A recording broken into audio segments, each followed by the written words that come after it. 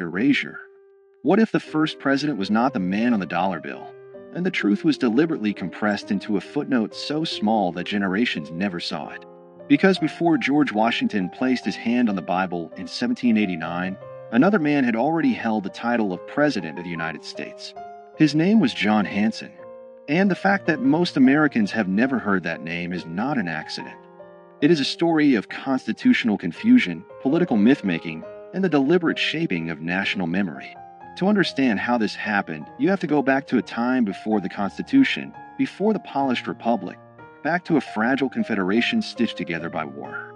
In 1776, the 13 colonies declared independence from Britain, but independence was only the beginning. What followed was chaos: unpaid soldiers, collapsing currency, foreign threats, and states that behaved like small, suspicious countries rather than a unified nation. The fledgling United States needed structure. It needed coordination. It needed leadership. So in 1781, after years of debate, the states ratified the Articles of Confederation, creating the first national government of the United States. This government did not have an executive branch like we know today. There was no powerful presidency, no cabinet, no centralized authority commanding armies or vetoing legislation. Instead, there was Congress. And Congress elected a presiding officer. That office carried a formal title, President of the United States, and Congress assembled. On November 5, 1781, that office was filled by John Hanson. Hanson was not a general. He was not a towering plantation owner from Virginia. He was a merchant and statesman from Maryland.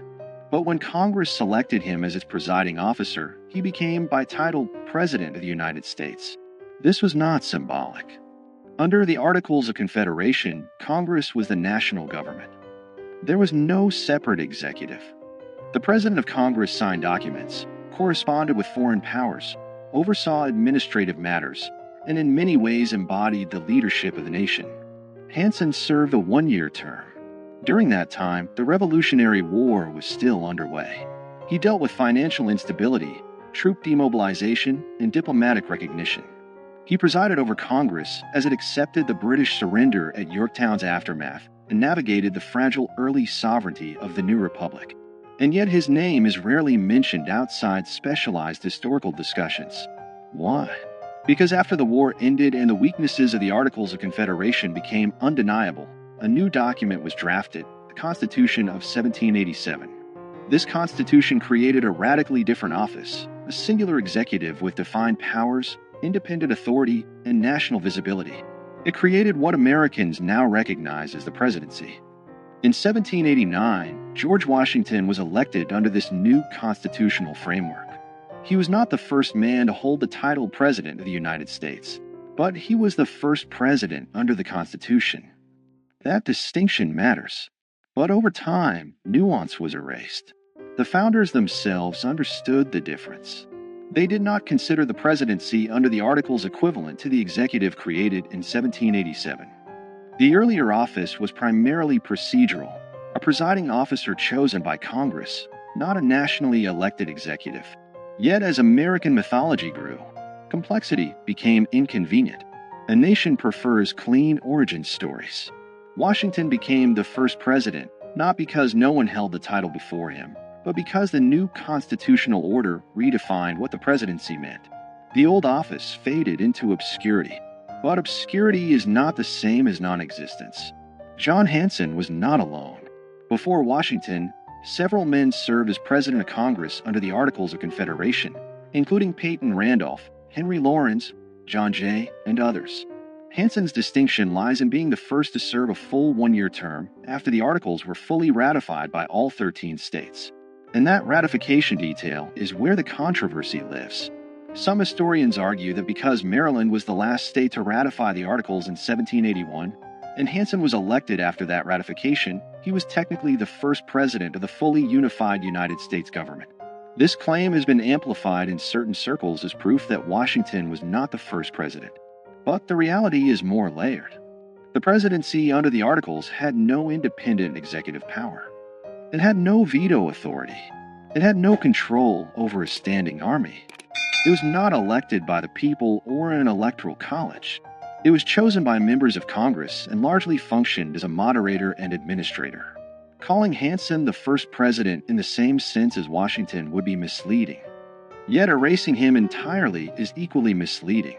The shock is not that Washington was not first.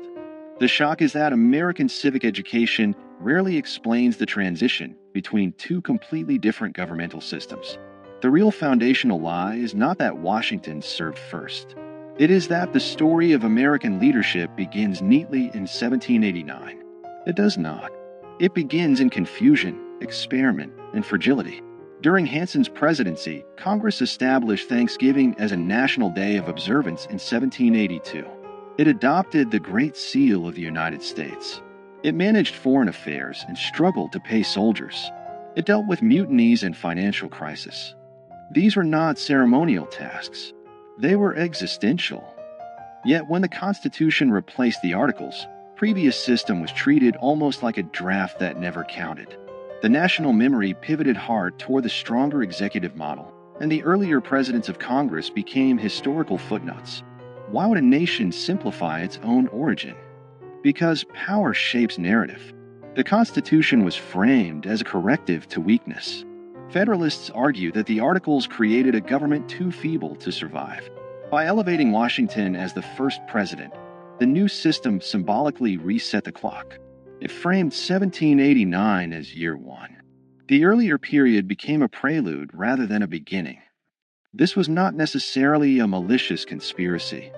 It was nation-building through storytelling. But storytelling always chooses emphasis. And when emphasis becomes repetition, repetition becomes truth. Over time, monuments, textbooks, and civic rituals reinforce the narrative. Washington was father of his country. He set precedents. He defined the executive branch. He stepped down voluntarily, shaping democratic norms. All of that is true. But what disappeared in the retelling was the messy prologue. The presidency did not emerge fully formed. It evolved. Under the Articles of Confederation, the central government had no power to tax. It could not compel states to provide troops or funds. Economic instability led to unrest like Shays' Rebellion in 1786–87. These crises exposed structural weaknesses. The Constitutional Convention of 1787 was not simply an upgrade, it was a reinvention. The executive office created in Article 2 of the Constitution bore little resemblance to the presiding officer of Congress under the Articles. Washington's presidency represented a new experiment entirely. But here is where document shock enters the story. The Articles of Confederation explicitly use the title President of the United States in Congress assembled. That phrase is preserved in historical records. It is not folklore. It is written law. That means technically that someone held the title before Washington. The shock is not fabricated. It is documented. The question is not whether Hanson held the title. He did. The question is whether holding that title made him equivalent to the constitutional presidency Americans celebrate. It did not. But the refusal to explain that difference clearly has fueled decades of confusion, and in some cases, deliberate myth-making. In the 20th century, certain advocacy groups and state historians promoted Hanson as the real first president, sometimes to elevate regional pride or challenge federal narratives. Statues were erected. Claims were printed in pamphlets. The nuance disappeared again, this time in the opposite direction. History swung from erasure to exaggeration. The truth lives in the middle. Washington was the first president under the United States Constitution. Hanson was the first president of Congress after full ratification of the Articles of Confederation. Both statements are accurate, but only one made it into national memory. This selective remembering reveals something deeper about American identity. The country prefers strong beginnings. It prefers heroic founders over experimental committees. It prefers marble certainty over procedural evolution. And so the fragile Confederation years are compressed into a blur between 1776 and 1789. That compression has consequences. When citizens believe their institutions sprang into existence fully formed, they misunderstand how governments evolve. They lose sight of how constitutional design responds to crisis. They forget that American democracy was not inevitable. It was negotiated, revised, and sometimes nearly abandoned. John Hanson's obscurity is not a scandal in the sense of conspiracy. It is a symptom of how nations curate memory. But in a broader sense, it does change everything. Because if the first chapter of the presidency has been simplified, what else has been streamlined for comfort? What other transitions have been flattened into clean narratives? The early republic was unstable. The Articles government was weak by design. Many Americans feared centralized authority after living under British rule. The pendulum swung towards state sovereignty, and then swung back when that model proved insufficient. Washington's presidency did not emerge from triumph alone.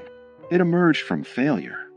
Understanding Hanson's role forces us to confront that failure. It reminds us that the United States had a first attempt at national government that did not work as intended.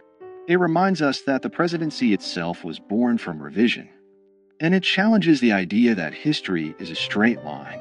If Hanson is remembered only as a trivia question, was Washington really first? The deeper lesson is missed. The deeper lesson is institutional transformation. The presidency Americans know today is not static.